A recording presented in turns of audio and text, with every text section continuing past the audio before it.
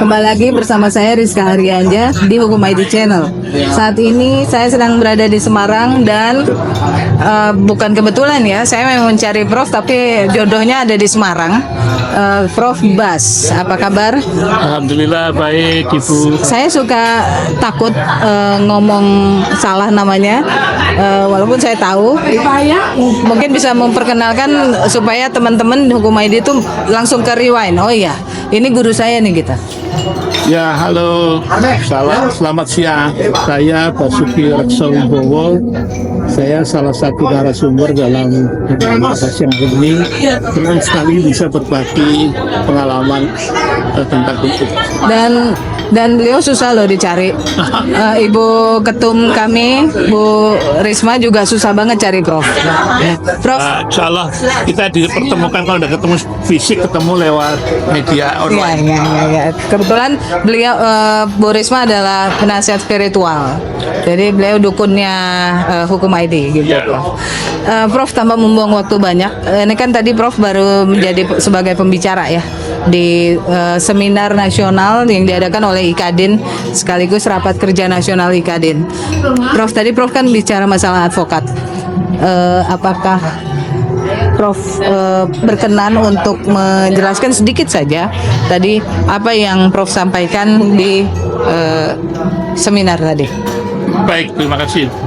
Kita kalau mengacu pada Undang-Undang 18 tahun 2003 tentang advokat, ditegaskan di sana bahwa advokat itu salah satu penegak hukum yang kedudukannya setara dengan penegak hukum yang lain, ya, polisi, jaksa, dan hakim. Dan tentunya advokat punya tanggung jawab moral, tanggung jawab profesi untuk turut serta menegakkan hukum dan keadilan. Ya. Advokat harus punya kompetensi, harus punya integritas, punya pengalaman, ya, punya spiritualitas yang tinggi, sehingga dia bekerja sesuai dengan kedudukannya sebagai profesi yang terhormat. Isu sangat disayangkan kalau profesi advokat ini harus terdegradasi, menurunkan derajatnya hanya sekedar melayani klien saja tanpa berpikir untuk tujuan yang lebih besar, yaitu menegakkan hukum dan keadilan. Itu.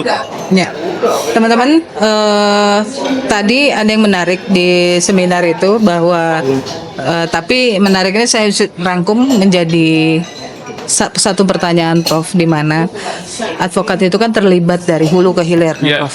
Mulai dari bahkan sampai berapa turunan, kalau misalnya bapaknya udah out, diteruskan ke anaknya apa segala macam gitu. Nah, kalau menurut Prof, di mana peran dan fungsi advokat dalam hal agak negatif nih Prof, praktek suap di Indonesia? Ya, saya kira suap itu bukan bagian dari etika seorang advokat. Itu mendegradasi. Itu justru pelanggaran terhadap keluhuran martabat advokat. Itu yang mendegradasi profesi advokat.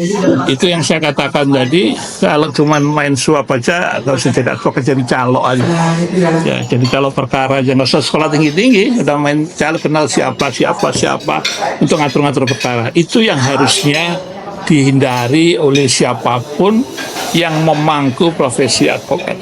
Karena advokat itu profesi luhur, profesi kepercayaan. Jadi harus dijaga betul oleh pemangku jabatan atau pemangku profesi itu. Demikian. Tapi dengan kan Prof melihat sendiri dalam waktu dekat ini banyak sekali kejutan-kejutan yang kita terima di akhir tahun 2024 penutup, mungkin hadiah akhir tahun kali. Misalnya OTT Mahkamah Agung berapa triliun, terus belum lagi yang beberapa kasus tentang kejanggalan-kejanggalan di proses pengadilan, di mana peran advokat juga ada di situ. Yang kasus Vina dan mungkin Sambo kita ke belakang. Tapi kalau menurut Prof, apakah kita Indonesia itu masih pantas menyandang sebagai negara hukum kalau udah begini? Ya, kalau kita kembali pada fondasi yang diletakkan oleh The Founding Father, Indonesia adalah negara berdasarkan atas hukum, Reksak, bukan negara berdasarkan atas kekuasaan belaka.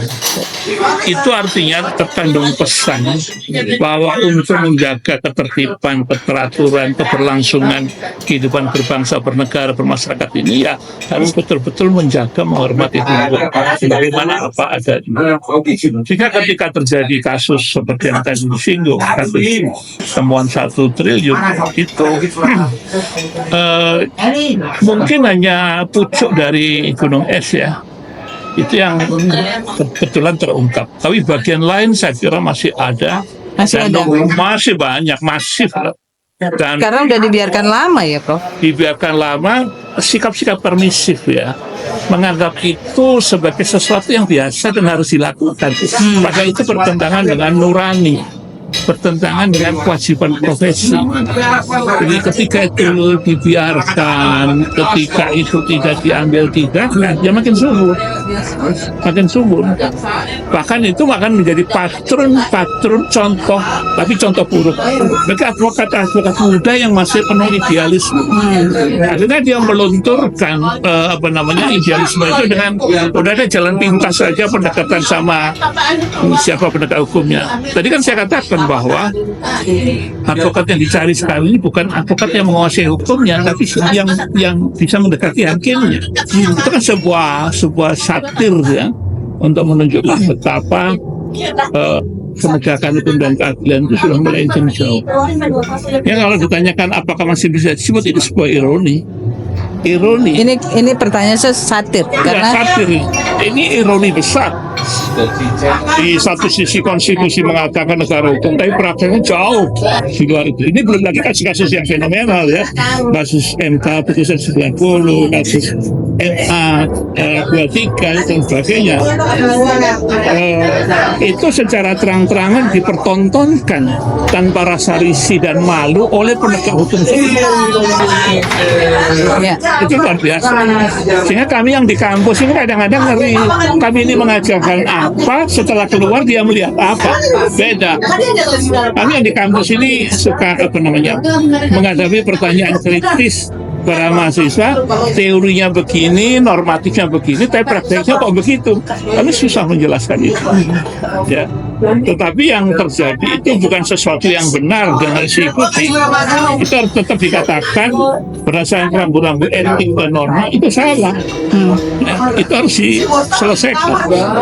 Cuman siapa yang dapat menyelesaikan itu butuh kemauan bersama semua pihak. Tapi ada harapan nggak, Prof? Karena di 10 tahun ke belakang kita bukan menghakimi ya teman-teman, sama sekali tidak menghakimi terkait dengan pemerintahan sebelumnya yang bisa dibilang jauh panggang dari api. Betul.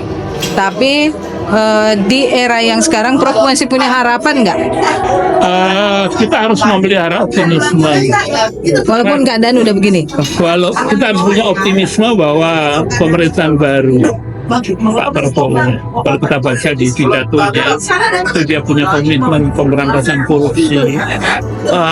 Saya berharap bahwa janji-janji politik ini diterjemahkan dan dilaksanakan betul oleh para pembantunya, oleh para menteri, oleh jajaran samping, oleh DPR, oleh kementerian lembaga, bahkan sampai tingkatan yang sebab kalau kita tidak mengubah peruntuhan republik ini soal waktu.